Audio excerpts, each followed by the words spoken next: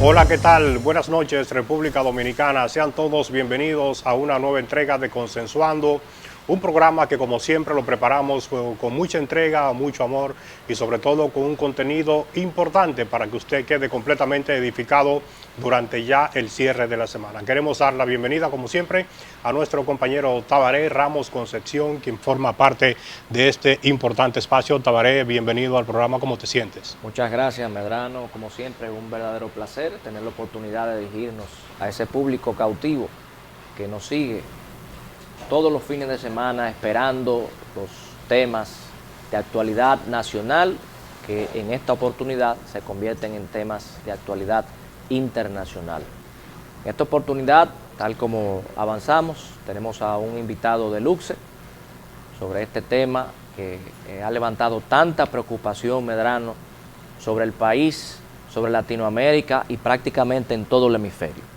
Así es, así es. Estaremos hoy, en el día de hoy, abordando importantes temáticas en torno a toda esta situación de tensión generada en la vecina nación, en la vecina isla, con el vecino país de Haití, que comparte territorio con la República Dominicana en la isla de Santo Domingo.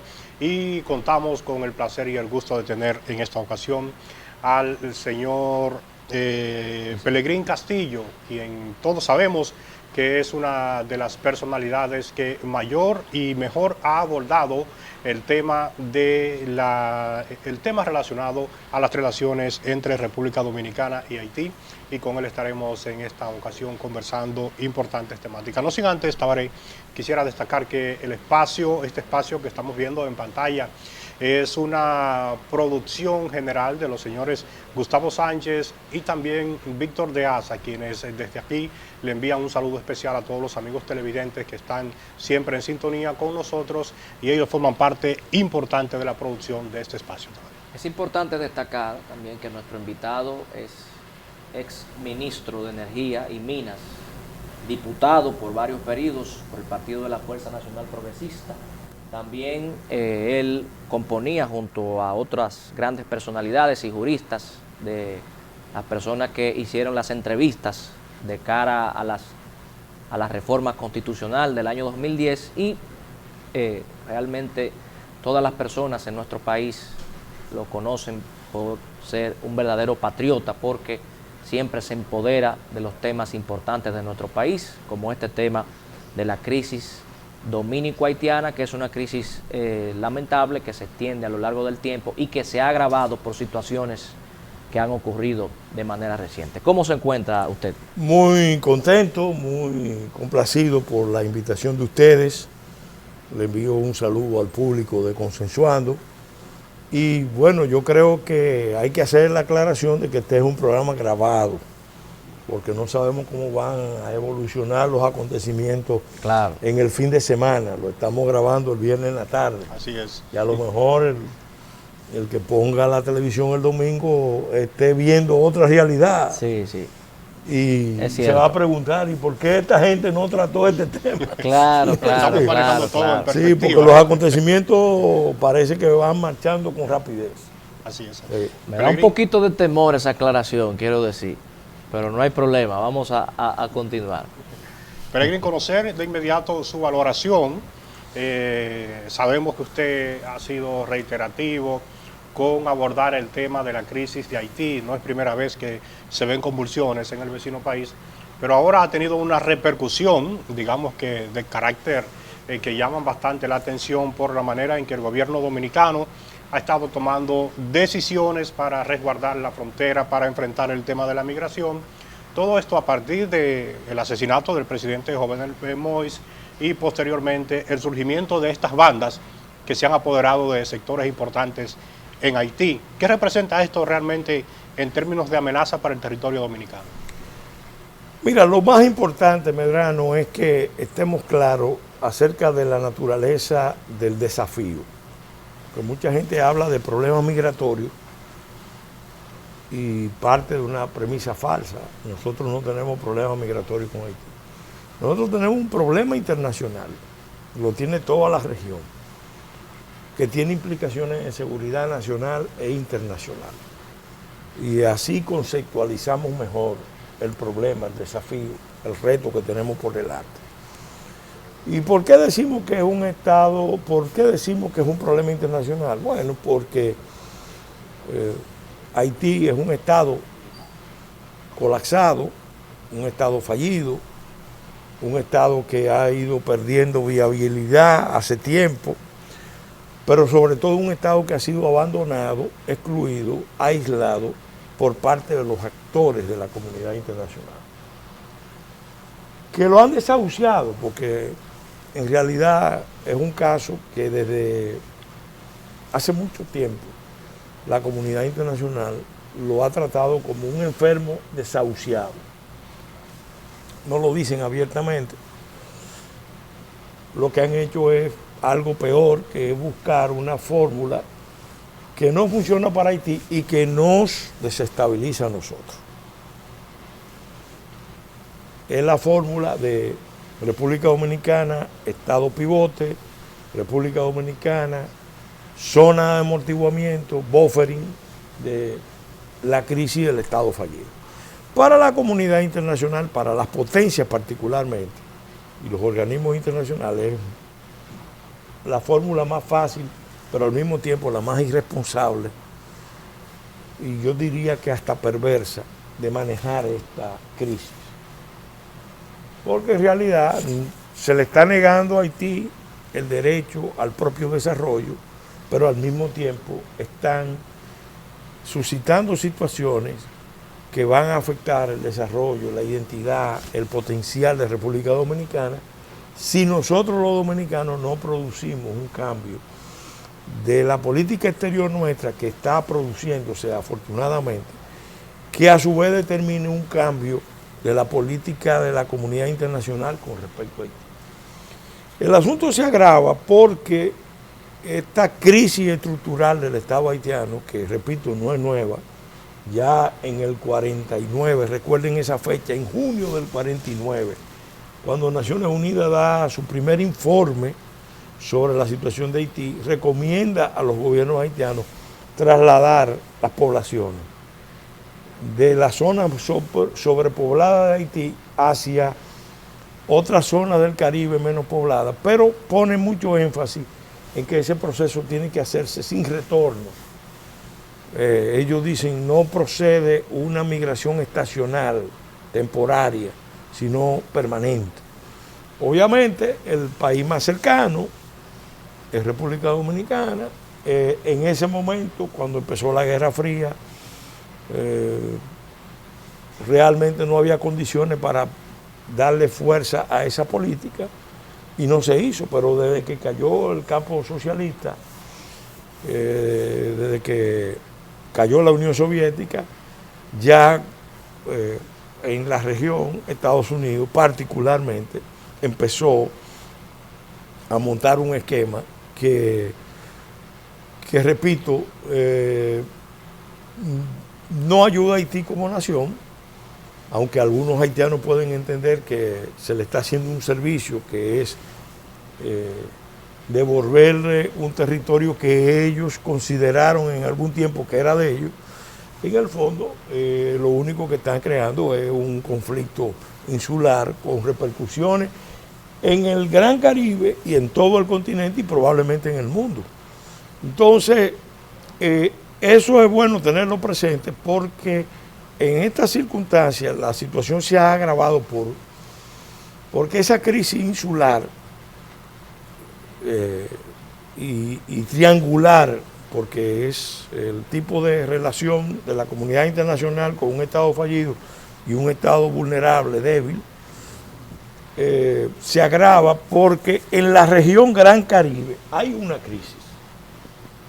O sea, tú miras ahora mismo el continente, todo el continente está viviendo una etapa de inestabilidad, de subversión, de ruptura, y donde más se manifiesta es en la región Gran Caribe. Vemos crisis en Cuba, vemos crisis en Venezuela, vemos crisis en Nicaragua, hay en el año 22 vamos a ver en Colombia una gran confrontación político-ideológica, y Dios quiera que no sea violenta, pero eso también está ahí en la agenda.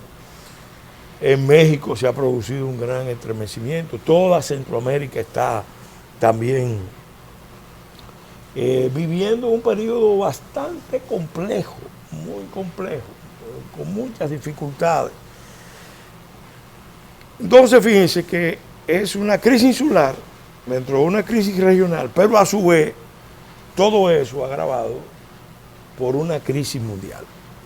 Hay propiamente una especie de nueva Guerra Fría, algunos hablan de Guerra Fría 2.0, porque son todos los conflictos de la Guerra Fría que se han reactivado. Yo prefiero hablar de guerra híbrida, de cuarta generación, donde hay tres potencias extracontinentales que están retando la hegemonía de Estados Unidos en el mundo, que son China, Rusia, Irán, y hay una potencia también extracontinental que no la podemos incluir en ese grupo, pero que también está ya aspirando a jugar un papel importante en esta región, que es una región muy remota para ellos, que es Turquía. Entonces, todo eso hace que la región Gran Caribe se convierta en un escenario, en un tablero de la pugna de las grandes potencias. Entonces ya hemos visto, por ejemplo, en la última reunión del Consejo de Seguridad de Naciones Unidas, cuando se fue a tratar el tema de Haití, quien se opuso a la posición norteamericana, la bloqueó y casi la frustra, es China. Porque China en realidad está jugando en esta región con el ánimo de tumbarle el pulso a Estados Unidos. Y como Haití apoya a Taiwán, entonces China está bloqueando lo que puede ser una política de estabilización de Haití con un mandato reforzado y prolongado de la MINUS. En realidad ninguno de los mandatos de Naciones Unidas en Haití ha tenido la encomienda, el objetivo de reconstruir y de rescatar a Haití, de hacer un esfuerzo por la paz, a pesar de que hay mandatos claros en decisiones de Naciones Unidas para situaciones parecidas a esta. No se ha hecho. Y repito, no se ha hecho porque han estado contando siempre con la salida de República Dominicana, con la salida insular. Por eso es que surgen todas estas dificultades que hemos visto últimamente. Entonces, el país está despertando, afortunadamente. La clase política se está uniendo. Hay sectores que todavía están mirando más a sus intereses muy particulares, pero hay otros que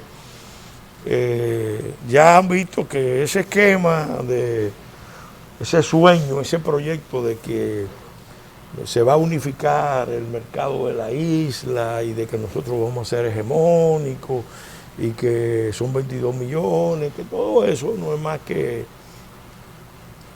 para citar a Shakespeare, un sueño en una noche de verano. Entonces, eso se fue. ¿Por qué? Porque hay mucha gente, y no por falta de consejo, porque por muchos años yo advertí incluso a los sectores del alto empresariado de lo que significaba el esquema que se estaba proponiendo, de los riesgos de usar a Haití como comodín de negociación con Naciones Unidas, con Estados Unidos, con la Unión Europea, para obtener ventajas que después nos la iban a cobrar con una serie de exigencias.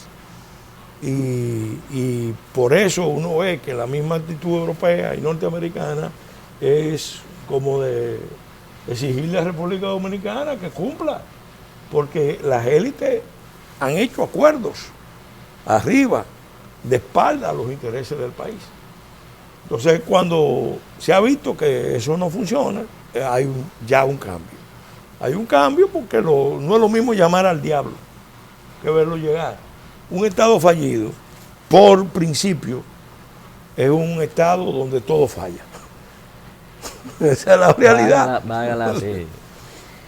Bueno, Profesor, entonces, es una crisis de carácter permanente que uno desafortunadamente no le ve una luz al final del túnel.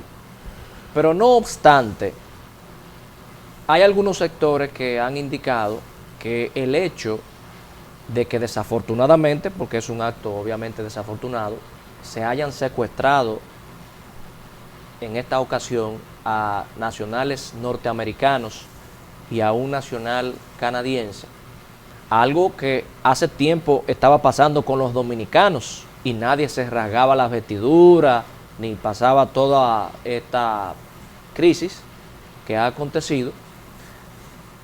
Ese mal, ese infortunio que están viviendo esos norteamericanos, en este caso pudiera servir para despertar la atención de los Estados Unidos hacia Haití. Mira, yo me gusta analizar los escenarios internacionales, estoy convencido de que hay cosas que están pasando que forman parte de lo que los expertos en la guerra llaman guerra híbrida, guerra de cuarta generación. Te voy a citar dos episodios. En los últimos tiempos han salido de Haití más de 100.000 haitianos camino a Sudamérica, vía Venezuela, vía Colombia, y luego se han distribuido en muchas partes del continente. Sorprendentemente, hace unas semanas, cuando matan a Juvenal Moïse y viene la crisis de Haití, se produce un éxodo masivo de haitianos que estaban asentados en Brasil y en Chile, y muchos con estatus, hacia la frontera de Arizona. Entonces, uno tiene que preguntarse, porque como dijo Balaguer en una ocasión, uno es un mono muy viejo. Bueno, ¿quién tiene el poder a nivel continental de mover miles y miles de haitianos desde Sudamérica, que crucen todo el continente, que lleguen a México, crucen todo México y terminan en la frontera del Estado que tiene la política más restrictiva? Y ahí es que se ve que hay un juego de poderes, una lucha de poderes, fuerzas del continente que están moviendo eso dentro de una estrategia general. Porque ¿cuál es la imagen que queda? Bueno, que los vaqueros de la policía montada de Arizona estaban enlazando a los haitianos. Acuérdense que el pueblo haitiano es un pueblo emblemático. La lucha no tienen Estado, es una nación emblemática, es un pueblo muy sufrido, que realmente surgió con unas grandes dificultades para construir un proyecto estatal, dificultades externas, dificultades internas, y eso es una historia bastante cruel, bastante difícil. Pero ¿quién tiene ese poder a nivel continental en esta coyuntura? Justo cuando en Estados Unidos hay un movimiento como el BLM, el de la vida de los negros cuenta, que fue un factor importante en la lucha interna de Estados Unidos. Pero cuando viene el fracaso de Afganistán, que Estados Unidos aparenta haber salido derrotado de Afganistán, y digo aparenta porque todavía hay muchas cosas ahí que no están claras. Yo no creo que sea tan inocente haber dejado tanto armamento en el terreno, no lo creo. Creo que ahí hay algún tipo de... Hay algo en el trasfondo. Del trasfondo, sí. Entonces se produce ese asalto a 17 misioneros norteamericanos. Se produce aquí, no es en África, no es en Afganistán, no es en el norte de Siria, no es en Irak, es aquí. 17 misioneros menonitas que van a rendir servicios en Haití, a trabajar con las comunidades haitianas, en una lucha que se está librando en Haití porque, ojo, los cristianos de Estados Unidos están yendo a Haití, pero los musulmanes de Estados Unidos están yendo a Haití. Ahí hay una lucha que se está dando de carácter religiosa, incipiente, porque entienden que esa nación que oficialmente tiene el vudú como su religión de Estado. ¿Todavía, hoy? Sí, sí. Yo pensé que era la religión católica oficial. No, ellos el vudú ya legalmente lo tienen. El primero que le instauró oficialmente, con fuerza, fue Duvalier, pero porque él era practicante, claro, claro. Parte de su poder era presentarse frente a los haitianos como el gran Ogún. Para que tengamos una idea de hasta dónde llegó eso, cuando matan a Kennedy, que Duvalier tuvo muchos problemas con Kennedy, él convenció a toda su gente de que Kennedy fue ejecutado en Dallas por un maleficio que él le lanzó. Bueno, vamos. Entonces, ¿qué hay ahí en Haití? ¿Qué hay en Haití para hacer eso? Yo creo que los Estados Unidos tienen que estar viendo que en el escenario regional y en el escenario mundial puede ser que estén tratando de llevar a Haití, a Estados Unidos, a una trampa, a algo parecido a lo que pasó en Somalia, donde Estados Unidos demuestre que su poder es impotente. Porque nadie discute que Estados Unidos es la potencia más poderosa, pero lo que se está viendo en cada escenario es que aunque sean los más poderosos, poco pueden. Entonces, hacer eso en Haití manda, porque es la guerra de las imágenes, la guerra ideológica, la guerra cultural, la guerra de los relatos. Entonces yo creo que ellos deben estar analizando qué es lo que hay ahí, porque eso que pasó ahí no es tan inocente como no es tan simple el tema del asesinato del presidente Juvenal Moïse. Vamos, doctor, a seguir, por supuesto, profundizando y abordando más sobre estos temas, pero tenemos que hacer contacto con nuestros anunciantes. Vamos a la pausa comercial. En breve regresamos con Consensuando.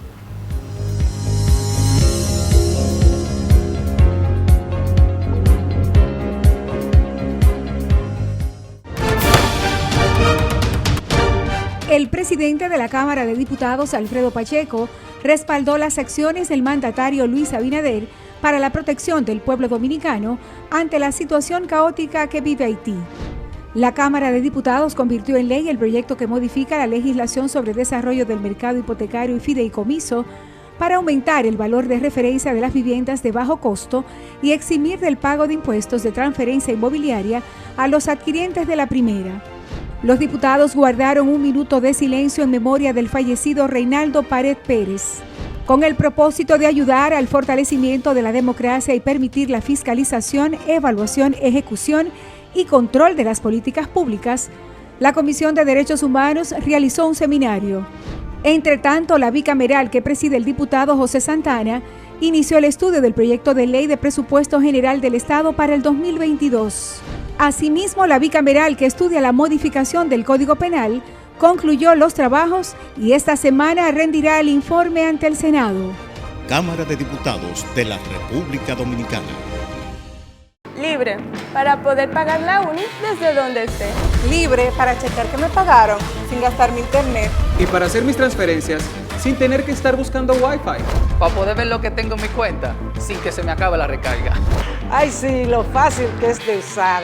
Sí, hemos liberado nuestra app Banreservas del consumo de datos para que aproveches todos sus beneficios, tengas o no tengas internet, haya o no Wi-Fi y sin consumir tu recarga. Bájala, úsala y resuelve. App Banreservas, tu banco fuera del banco. Banreservas, el banco de todos los dominicanos. Desde la alcaldía, seguimos preparando más espacios para el disfrute de toda la familia. Espacios para compartir con nuestros niños y niñas de manera segura y digna. Ven a disfrutar de una sana recreación en parques completamente remozados, debidamente iluminados, señalizados y con nuevos juegos infantiles. No solo son parques, son momentos y emociones. Alcaldía del Distrito Nacional.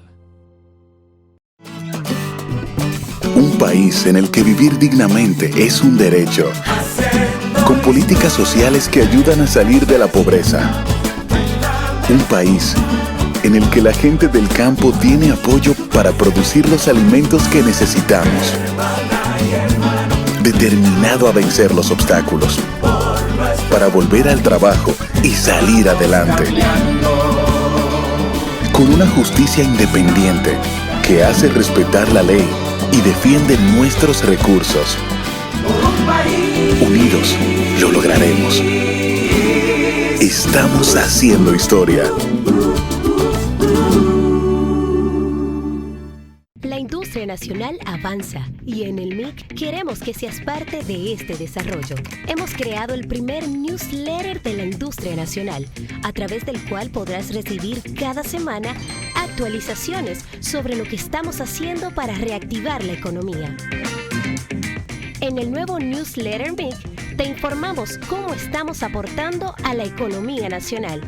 En el MIC estamos cambiando.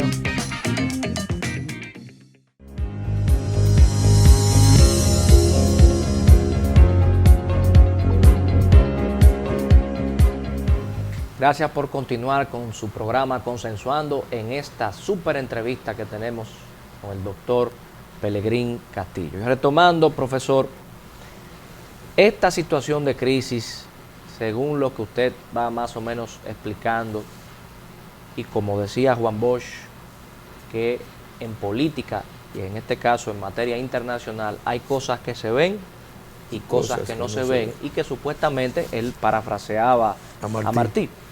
Entonces las que no se ven son muchas veces más importantes que las que se ven. ¿Usted pudiera abundarnos un poquito sobre eso? Sí, ciertamente hay una realidad sumamente compleja, con unas raíces históricas tremendas. Haití es un estado emblemático, representa mucho para las comunidades afroamericanas de Norteamérica, de Sudamérica, de la región Gran Caribe. Representa mucho también para África. Ellos sienten mucho respeto y veneración por Haití. Recuerden cuando se produjo el terremoto, como el presidente de Senegal le ofreció el territorio de Senegal para que los haitianos fueran a vivir allá. No sabía eso. Sí. Interesante. Eso fue una primera reacción generosa del presidente de Senegal sobre esa realidad. Entonces, ¿qué pasa? Esto es lo importante que los dominicanos tenemos que tener presente. En Haití se venía desarrollando una pugna histórica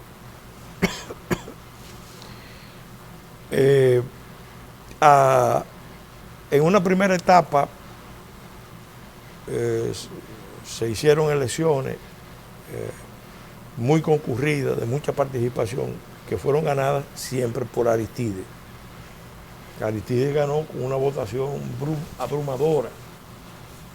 Y hoy por hoy todavía sigue siendo una de las figuras más influyentes, con más popularidad y respeto en las masas haitianas. Como lo era Duvalier, hijo. Claro. Baby Dope, que murió recientemente. Entonces, ¿qué pasó con Aristide? Bueno, que en 2 ocasiones fue elegido masivamente, con un voto plebiscitario, un fenómeno mesiánico, y en 2 ocasiones fue derrocado. Y en las 2 ocasiones fue derrocado con apoyo de Estados Unidos. Y por lo menos en una... ¿En la primera también? Sí. En la primera jugó un papel también importante de Estados Unidos, que le dio luz verde al ejército, bajo la administración de Bush padre. De Bush padre. Porque el informe de la CIA sobre Aristide decía que Aristide era un gobernante profundamente desequilibrado y peligroso. Y entonces Estados Unidos, cuando vio el comportamiento de Aristide, quemando a los opositores, incitando a un conflicto con República Dominicana, tomó una decisión de que el ejército haitiano lo derrocara. Pero las cosas que pasan cuando gana Clinton viene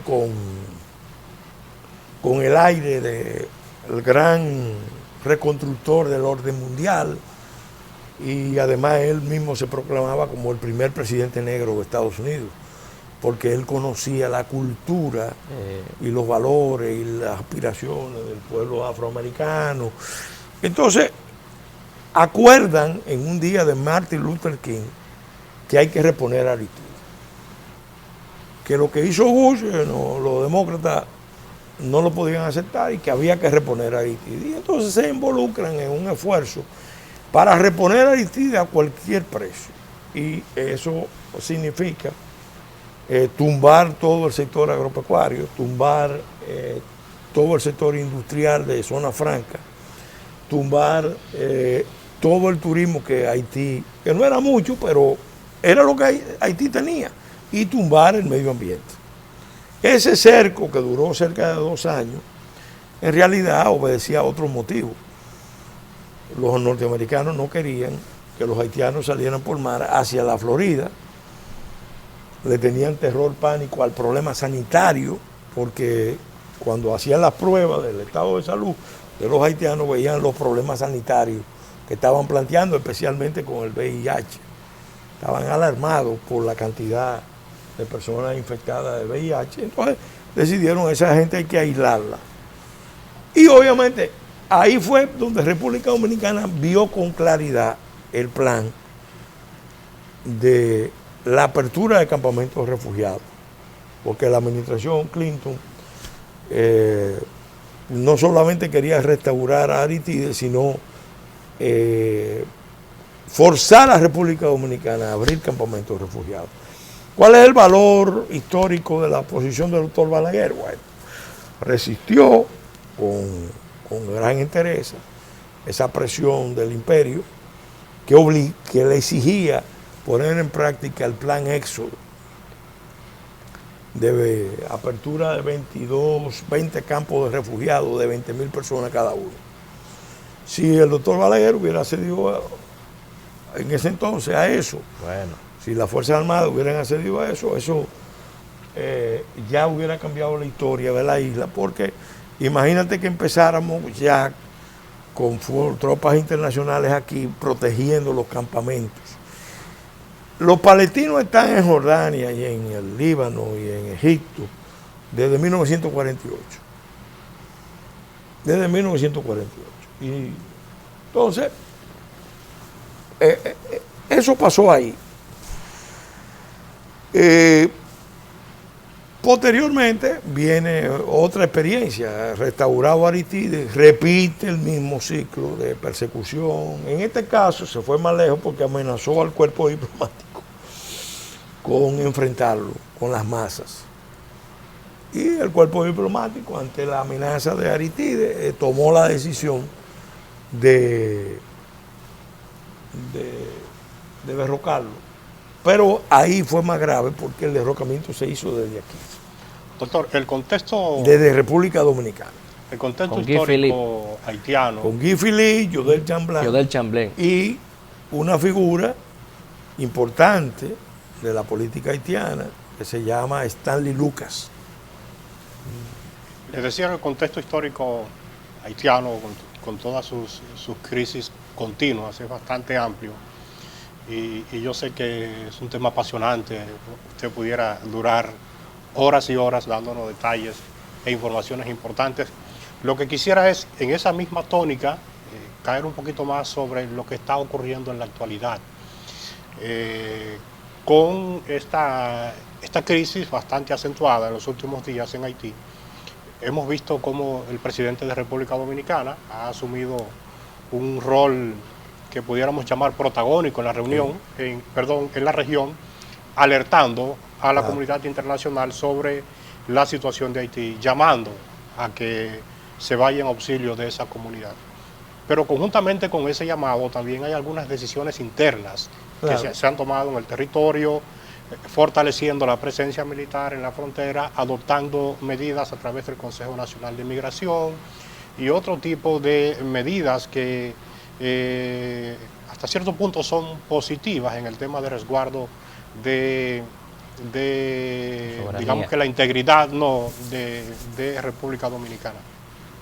Lo que sí se percibe es como que si se estuviera creando un ambiente de que hay la intención de una confrontación bélica entre Haití y República Dominicana, y eso se está palpando en el manifestar popular de la gente. Entonces, yo vuelvo a preguntar, ¿hay posibilidades de que la actual crisis de Haití represente una amenaza bélica para la República Dominicana por esas manifestaciones, esos controles que tienen las bandas haitianas en ciertos sectores del territorio haitiano?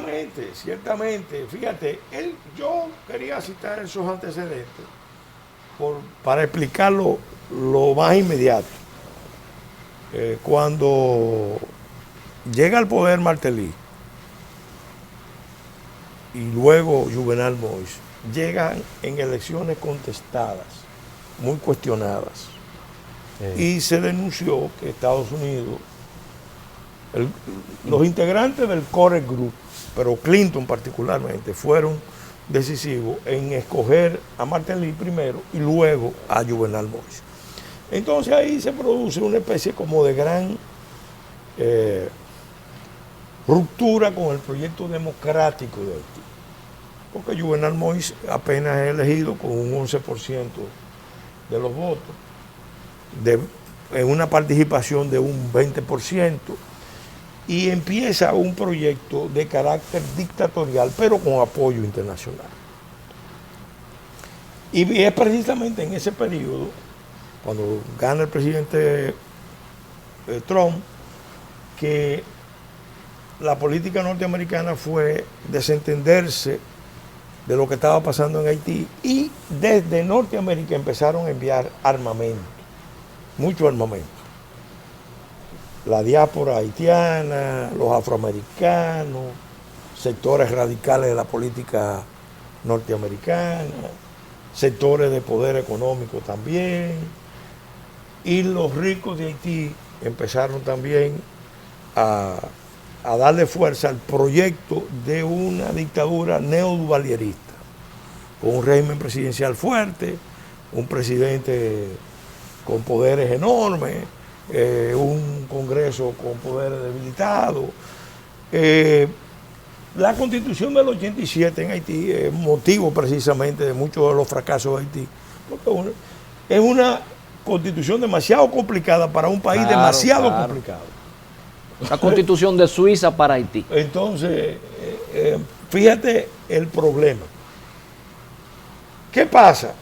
A ese movimiento de Juvenal Moïse se le opuso un movimiento radical de movilización alentado por Cuba, Venezuela y los países de América Latina, de la corriente bolivariana. Esas movilizaciones que ustedes vieron en las calles tenían apoyo en sectores de poder de Estados Unidos y en América Latina contra lo que llamaban el proyecto dictatorial. Y ese proyecto alternativo, lo que se estaba planteando era la ruptura de las relaciones con el esquema neocolonial que le han impuesto a Haití. Es otro enfoque. Juvenal Moïse encabezaba la corriente de que Haití se tiene que gobernar con un gobierno fuerte. De línea desarrollista, porque él trató, sin duda, de meter elementos de desarrollismo, o construcción de obras. Hay que reconocerle esa parte. El tema eléctrico era muy importante. ¿Qué pasa? En ese proceso, Juvenal Moïse se sintió ya en contradicción con gente de su propio partido, con Martelly, con la administración y luego con gente de los poderes económicos, los poderes fácticos, que juegan un papel tan importante en Haití y en la región. Entonces, él sintió ya que no tenía posibilidades de avanzar y dio unos giros estratégicos en la última etapa. Se reunió con el embajador ruso, pidió ayuda a Rusia para fortalecer los temas de seguridad, se fue a Turquía, en Turquía llegó a muchísimos acuerdos con el gobierno turco, llegó a unos acuerdos con la oposición, con Guy Lamont, y empezó a dar pasos de entregarle el poder ¿a quién? A los enemigos de su partido. Le entregó un pasaporte a Aristide, que tenía impedimento de salida. Le dio un pasaporte diplomático. A Aristide lo sacan los cubanos en la víspera de la muerte de Juvenal Moïse. Para que no estuviera ahí no sabía en el eso. momento. Sí. Él viajó el 25. Todo eso pasa un mes y días antes. Entonces... O sea, que no fue por COVID que él salió. Eso fue lo que se dijo, pero el sistema de salud de Haití está en manos de los cubanos, del régimen de Cuba. Y ahí hay buenos médicos. Si ellos querían tratar a Aristide, lo pudieron haber tratado a un expresidente en su misma casa. Desde aquí seguro que lo hubieran mandado cualquier equipo de UCI, lo sacaron porque sabía lo que venía. Entonces al final él toma la decisión de dar el poder a Ariel Henry. Y eso contraría más a su gente, porque lo ven en una línea de entregar el poder a los adversarios. Entonces yo creo que ahí es que se produce el magnicidio, golpe de Estado interno, y fíjense que se da una pugna entre Ariel Henry y Claude Joseph por quién es el que se queda con la presidencia. Entonces, entonces, ¿qué pasa?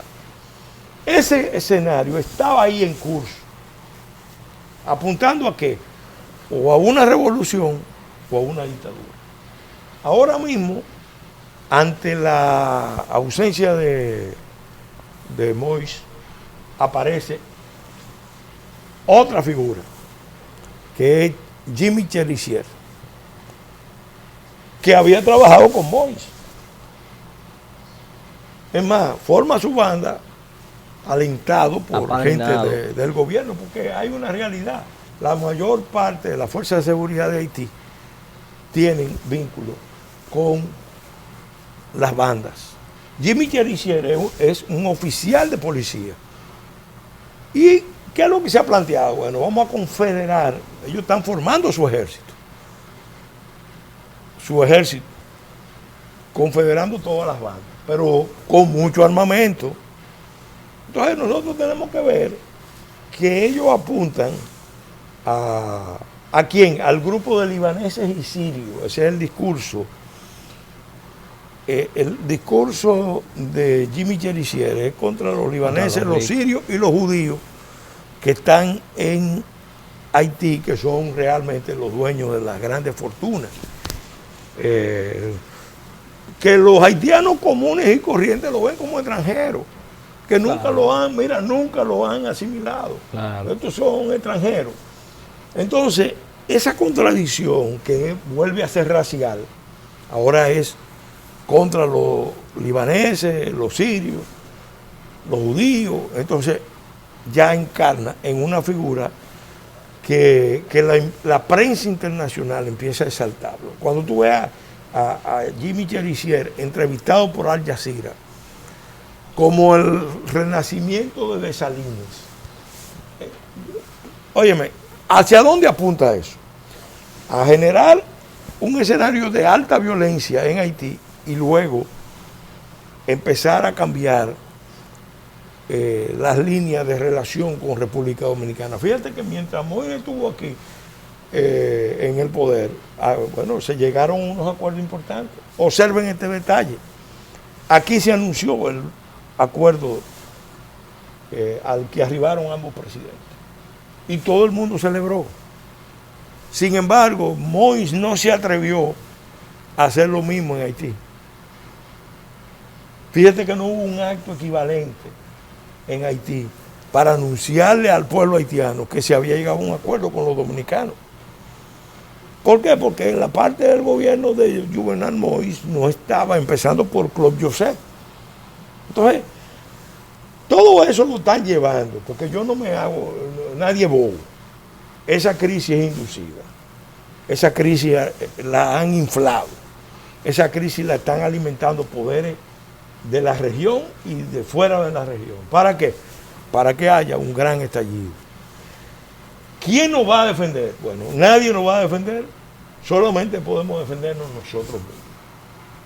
Si nos defendemos nosotros mismos, entonces podemos conseguir apoyo de países que entienden que nosotros somos otra cosa, o una nación que no merece esa realidad. Por eso nosotros estamos apoyando las decisiones que ha tomado el presidente Abinader. Sí hemos advertido que hay que tener cuidado de que esos poderes internacionales también no nos quieran arrastrar, involucrarnos en el conflicto de Haití. Porque ya hemos tenido varias experiencias. Por ejemplo, cuando derrocaron a Aristide, el derrocamiento se hizo desde República Dominicana. ¿Quién estaba realmente detrás? Los Estados Unidos. Cuando quisieron derrocar a Duvalier la primera vez, ¿de dónde se monta la operación? Desde aquí. Y se tenía la intención de, con la muerte de Jovenel Moïse, establecer que también se utilizó a República Dominicana. Claro, como puente, ¿no? En el relato que se ha construido, se quiere de alguna manera. Mira, yo nunca me he creído mucho el tema de los colombianos.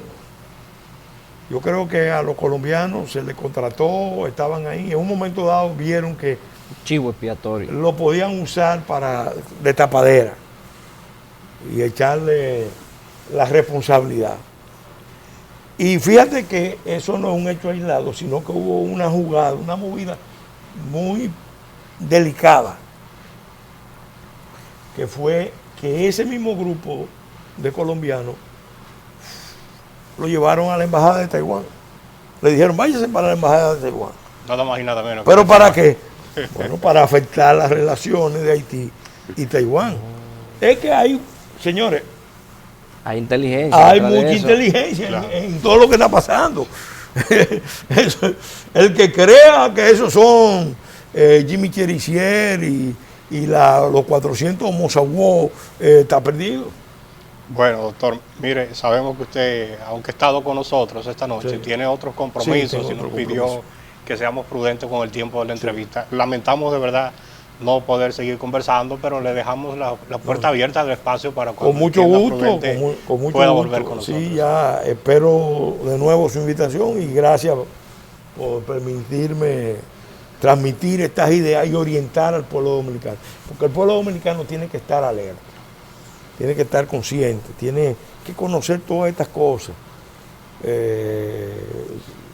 El impacto de esa crisis en el sistema sanitario, en los sistemas laborales, en la seguridad ciudadana. Yo le voy a dar unos datos. Cerca entre el 20 y el 25% de los incidentes, infracciones que se están cometiendo en República Dominicana, o lo comete un haitiano o afecta a un haitiano. Ya sea víctima o victimario. Ya eso está estadísticamente contabilizado. En los últimos tiempos, en los últimos meses. Entonces, eso va creciendo. Así es. Ahora, ¿eso coincide con qué? Yo lo he dicho a mucha gente, no hablen de migración. No es migración, es ocupación. Y los que han planificado esa crisis prolongada, interminable en Haití, y esa inacción, y ese no hacer, en el fondo lo que quieren es que esa crisis venga para acá. Entonces, al presidente hay que apoyarlo, porque el presidente ha dicho, no hay solución dominicana al problema haitiano. No habrá solución dominicana al problema haitiano. La solución tiene que ser internacional, de Haití en Haití, y un compromiso de todos, porque ahí sí nosotros podemos ayudar, nos conviene, y además es lo justo y es lo que impone el deber más elemental de solidaridad humana con el destino de esa nación que merece un mejor destino. Así es. Tabaré, ha finalizado el tiempo. Agradecer a todos los amigos televidentes la sintonía durante esta hora, agradecer la entrevista del día de hoy con el doctor Peregrín Castillo, y no nos queda más que extender la invitación para que el próximo sábado estén en una nueva entrega de Consensuando. Así que feliz resto de la noche y feliz resto del fin de semana, Tabaré. Bueno, igualmente.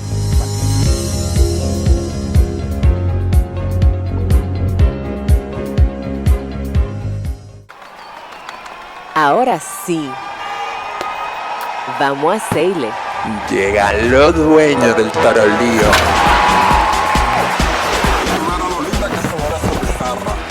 Porque aquí se ruge. Y vamos trotando hacia la cima. Pero en un elefante, el país se convierte en un play. Banreservas activó la pelota y vuelve más fuerte que ayer. Por los 4-11 que la bota. Por los 4-11 que la bota. Banreservas activó la pelota. Banreservas, patrocinador oficial de la temporada invernal de béisbol 2021-2022. Banreservas, el banco de todos los dominicanos. La industria nacional avanza y en el MIC queremos que seas parte de este desarrollo. Hemos creado el primer newsletter de la industria nacional, a través del cual podrás recibir cada semana actualizaciones sobre lo que estamos haciendo para reactivar la economía. En el nuevo newsletter MIC te informamos cómo estamos aportando a la economía nacional. En el MIC estamos cambiando. Desde la alcaldía, seguimos preparando más espacios para el disfrute de toda la familia. Espacios para compartir con nuestros niños y niñas de manera segura y digna. Ven a disfrutar de una sana recreación en parques completamente remozados, debidamente iluminados, señalizados y con nuevos juegos infantiles. No solo son parques, son momentos y emociones. Alcaldía del Distrito Nacional. La empresa de transmisión eléctrica dominicana, ET, está enfocada ahora mismo en resolver un problema que tenemos en la ciudad de Nagua. Esto es como consecuencia, evidentemente, de las altas temperaturas que está presentando todo el territorio nacional, y una alta temperatura va acompañada automáticamente de una demanda de electricidad, de una mayor demanda de potencia. Actualmente Nagua tiene un transformador instalado de unos 30 MVA y la demanda está llegando a unos 34 MVA. Esa móvil que sale hacia la ciudad de Nagua es una móvil que vamos a instalar de manera provisional, que es de unos 70 MVA, hasta tanto nosotros podamos transportar un transformador que tenemos en la ciudad de San Juan de la Maguana y que va a ser llevado hacia Nagua, y vamos de esa forma a poder resolver ya de manera definitiva la demanda que tendría Nagua quizá por los próximos 10 o 15 años.